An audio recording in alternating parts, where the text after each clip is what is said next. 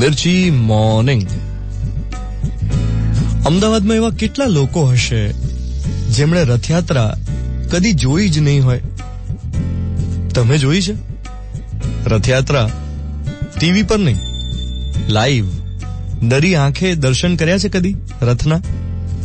જગન્નાથજી જ્યારે નગરમાં ભ્રમણ કરવા માટે નીકળે ત્યારે તમે કદી રથયાત્રાનો ભાગ બન્યા છો?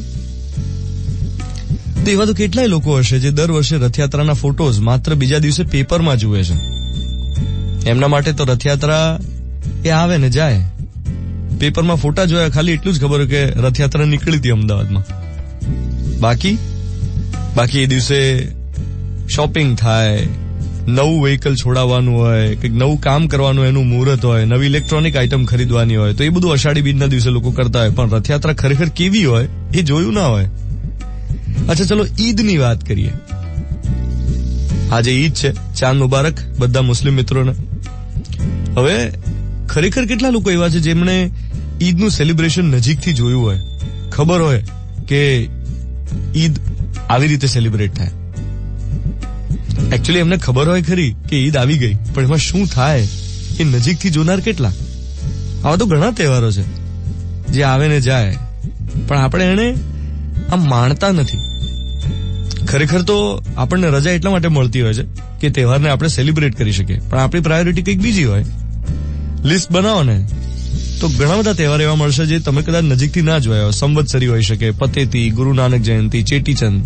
તમારો કોઈ પારસી ફ્રેન્ડ હોય તો તમે પારસી તહેવાર પતેતી કે નવરોઝ વિશે જાણતા હો, નજીકથી કદાચ જોયો પણ હોય. કોઈ સિંધી ફ્રેન્ડ હોય તો ચેટીચંદ વિશે ખબર હોય, પણ એ ખરેખર શું કરે છે એ દિવસે એ ખબર છે?